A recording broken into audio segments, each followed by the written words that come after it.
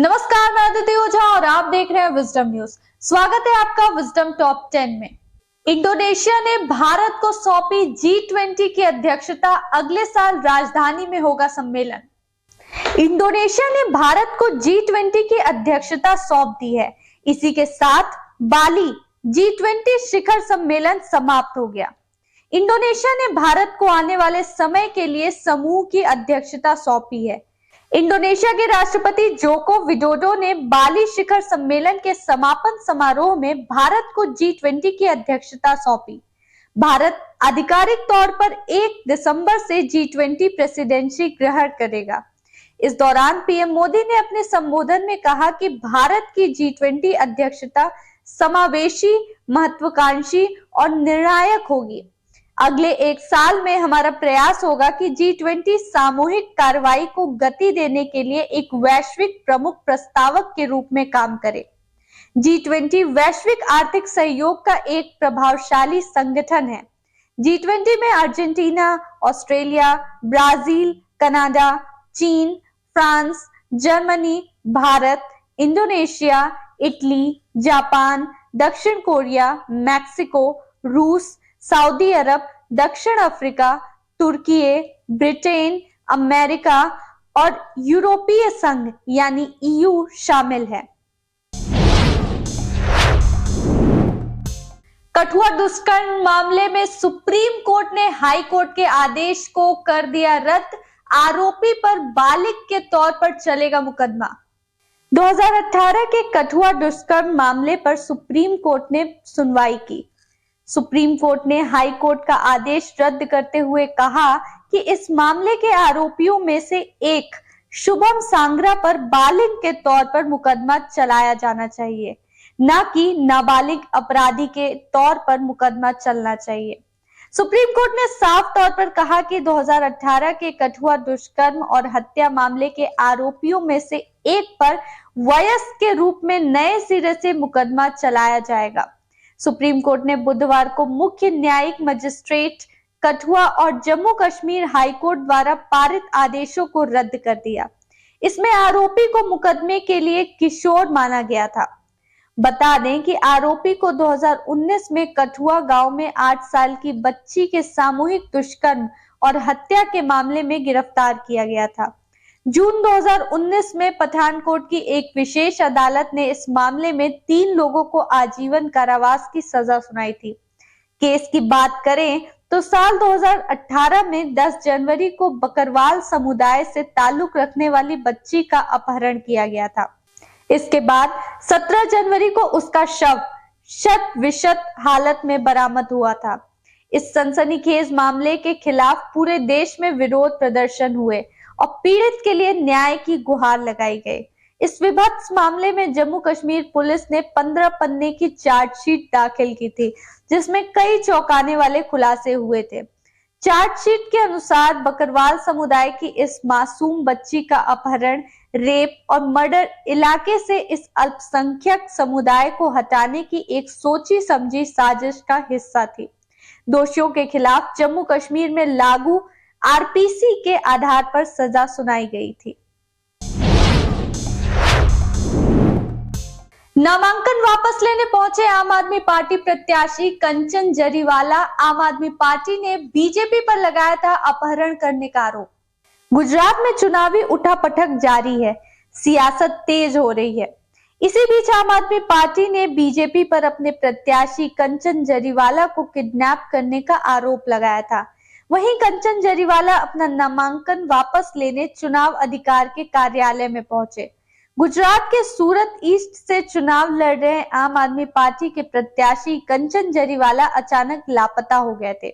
इस बीच गुजरात में आम आदमी पार्टी के सीएम उम्मीदवार ईसूदन गढ़वी ने भाजपा पर आरोप लगाया कि कंचन जरीवाला के लापता होने में भारतीय जनता पार्टी का हाथ है।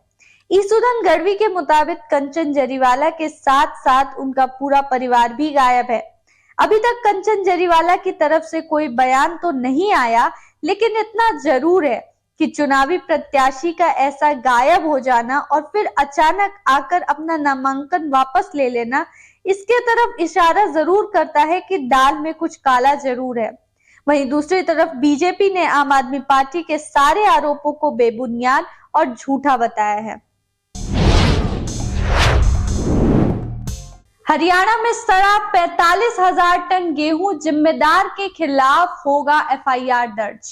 हरियाणा की सरकारी मंडियों में करीब 45,000 टन गेहूं सड़ जाने के बाद अब सरकार एक्शन में आ गई है। उप मुख्यमंत्री दुष्यंत चौटाला ने मामले को संज्ञान में लेते हुए जिम्मेदार अधिकारियों के खिलाफ सख्ती दिखाई है। इसके बाद आनन फानन में मामले की जांच करने के लिए प्रशासनिक सचिवों के नेतृत्व में एक कमेटी गठित कर दी गई है। ये कमेटी जांच करने के बाद सरकार को रिपोर्ट सौंपेगी, जिसके बाद दोषी अधिकारियों के खिलाफ कार्रवाई की जाएगी। डिप्टी सीएम दुष्यंत चौटाला ने कहा कि अधिकारियों की लापरवाही के चलते कैथल, कुरुक्षेत्र और यमुनानगर में गेहूं खुले आसमान के नीचे रहने की वजह से सड़ गए। उनकी माने तो देखरेख के अभाव के कारण करीब 44,800 टन गेहूं खराब हो चुके हैं। ऐसे में इसकी जांच के लिए प्रशासनिक सचिवों की अगुवाई में एक कमेटी का गठन किया गया है। इस कमेटी में सीनियर आईएएस और अन्य अधिकारियों को भी शामिल किया गया है। उन्होंने कहा कि 30 दिन के अंदर खाद्य एवं आपूर्ति विभाग के अतिरिक्त मुख्य सचिव रिपोर्ट पेश करेंगे। साथ ही हर जिले के नोडल अधिकारियों को इस जांच में सहयोग करना होगा। नासा ने रचा नया इतिहास, आर्टेमिस 1 की हुई सफल लॉन्चिंग। अमेरिकी स्पेस एजेंसी नासा का मून मिशन आर्टेमिस 1 लॉन्च हो गया। रॉकेट ने फ्लोरिडा के कैनेडी स्पेस सेंटर से भारतीय समय के अनुसार 12:17 पर उड़ान भरी। लॉन्चिंग का आयोजन ओरिजिनल समय सुबह 11:34 पर हुआ। इसके पहले 29 अगस्त और 3 सितंबर को भी लॉन्चिंग की कोशिशें हुई थी, लेकिन तकनीकी गड़बड़ी और मौसम खराब होने के चलते इन्हें टालना पड़ा था। नासा के अनुसार लॉन्च के कुछ मिनट बाद ही रॉकेट की अपर स्टेज ने ओरियन स्पेसक्राफ्ट को चांद की तरफ छोड़ दिया है। कुछ हफ्ते स्पेस में बिताने के बाद ये 11 दिसंबर को प्रशांत महासागर में आ गिरेगा। ट्विटर, मेटा, अमेज़न के बाद अब गूगल में भी छटनी के आसार। दुनिया भर की आईटी इंडस्ट्री में इस समय खलबली का माहौल है। ट्विटर से शुरू हुई छटनी की बीमारी मेटा और अमेज़न को चपेट में ले चुकी है। फेसबुक, इंस्टाग्राम और व्हाट्सएप के स्वामित्व वाली कंपनी मेटा 11,000 लोगों को निकाल चुकी है। वहीं अमेज़न ने 10,000 लोगों को निकालकर सभी को चौंका दिया। लेकिन आईटी स्पेस में जारी हलचल अभी थमी नहीं है। अब खबरें गूगल की ओर से आ रही हैं। संकेत है कि जल्द ही गूगल की ओर से भी छटनी की खबरें आ सकती हैं। वैश्विक मंदी की आशंकाओं के बीच दुनिया भर की आईटी कंपनियों में अब रीस्ट्रक्चरिंग की मांग उठने लगी है। ब्रिटिश अखबार गार्जियन की एक रिपोर्ट के अनुसार गूगल की पेरेंट कंपनी अल्फाबेट के निवेशकों में से 1 अरबपति कारोबारी सर क्रिस्टोफर हॉर्न के हेज फंड ने कंपनी को लिखा है कि गूगल और यूट्यूब के कर्मचारियों को बहुत अधिक भुगतान किया जाता है और इसके कार्यबल में भारी कटौती करनी चाहिए। कविता कौशिक का श्रद्धा मर्डर पर रिएक्शन, बोली चाहिए फांसी की सजा। दिल्ली में हुए श्रद्धा वाकर हत्याकांड ने सभी को हिलाकर रख दिया है। आरोपी आफ्ताब अमीन पूनावाला ने अपनी लिव इन पार्टनर की हत्या कर दी थी। इसके बाद शव के 35 टुकड़े कर छतरपुर के जंगलों में इधर उधर फेंक दिया था। इस विभत्स घटना पर इंडस्ट्री के सितारों का गुस्सा भी फूट रहा है और सेलेब सरकार से आरोपी आफ्ताब को कड़ी से कड़ी सजा देने की मांग कर रहे हैं। स्वरा भास्कर के बाद एक्ट्रेस कविता कौशिक ने दिल्ली में हुई इस घटना पर रिएक्ट किया है। कविता ने एक ट्वीट के जरिए आरोपी आफ्ताब को फांसी की सजा दिलाने की मांग की है। एक्ट्रेस कविता कौशिक ने इस मामले पर ट्वीट करते हुए लिखा, इस लड़के को फांसी की सजा मिलनी चाहिए। इस जघन्य अपराध की और कोई सजा नहीं। कविता कौशिक के इस ट्वीट पर लोग खूब कमेंट कर रहे हैं और अपनी प्रतिक्रिया दे रहे हैं। एक यूजर ने कविता के इस ट्वीट पर रिएक्ट करते हुए लिखा, जल्द से जल्द इस जानवर के कबूलनामे और सिर्फ पुलिस के सबूतों पर ट्रायल बेस्ड होना चाहिए। कोई देरी और कोई अपील की अनुमति नहीं देनी चाहिए। अगर ये मामला 3 महीने से ज्यादा खिंचता है तो मैं इससे निष्कर्ष पर पहुंचूंगा कि श्रद्धा को न्याय नहीं मिला है। मनी लॉन्ड्रिंग मामले में दिल्ली की कोर्ट ने अभिनेत्री जैकलिन फर्नांडिस को दी जमानत। बॉलीवुड अभिनेत्री जैकलिन फर्नांडिस को मनी लॉन्ड्रिंग मामले में बड़ी राहत मिली है।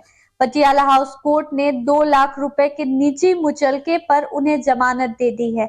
हालांकि बिना कोर्ट की इजाजत के जैकलिन देश छोड़कर बाहर नहीं जा सकती हैं। इससे पहले कोर्ट ने 10 नवंबर को सभी पक्षों को सुनने के बाद जमानत पर फैसला सुरक्षित रख लिया था। महाठग सुकेश चंद्रशेखर से जुड़े 200 करोड़ के मनी लॉन्ड्रिंग मामले में जैकलिन फर्नांडिस आरोपी हैं। भारत की मेजबानी के लिए न्यूजीलैंड टीम का ऐलान। भारत के खिलाफ T20 और वनडे सीरीज के लिए न्यूजीलैंड टीम का ऐलान हो गया है। बड़ी बात यह है कि इस टीम में ओपनर मार्टिन गुप्टिल और तेज गेंदबाज ट्रेंट बोल्ट को जगह नहीं मिली है।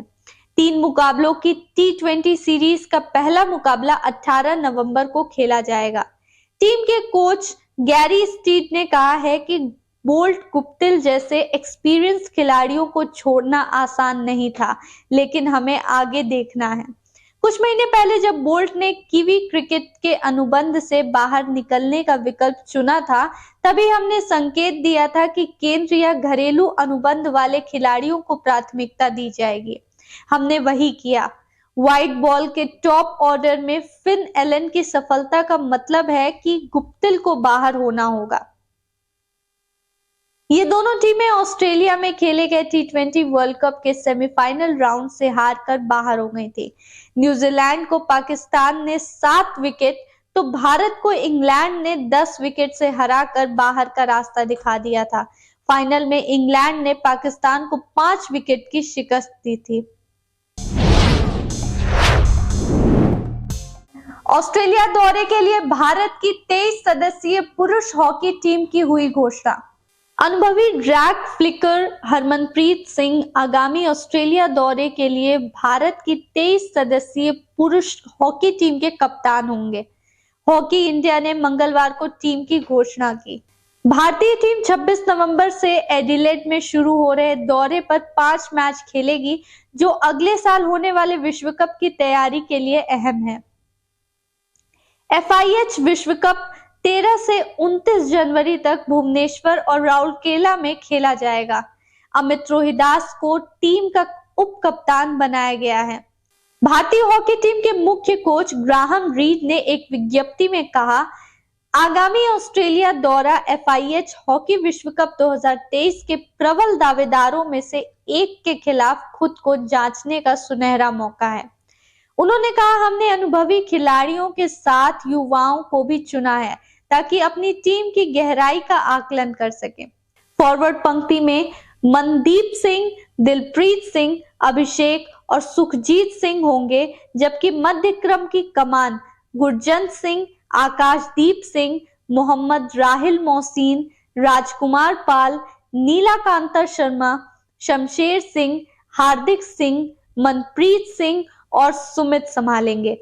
डिफेंस का जिम्मा वरुण कुमार, जर्मनप्रीत सिंह, सुरेंद्र कुमार, हरमनप्रीत सिंह, अमित रोहिदास, जुगराज सिंह, मनदीप मोर और नीलम संजीव सेस पर होगा। हाल ही में FIH प्रो लीग में न्यूजीलैंड पर मिली दोहरी जीत में हरमनप्रीत टीम के कप्तान थे। स्पेन के खिलाफ मुकाबला 1-1 से बराबर रहा था। अभी के लिए बस इतना ही, फिर हाजिर होंगे कुछ और खबरों के साथ। तब तक देखते रहिए विजडम न्यूज।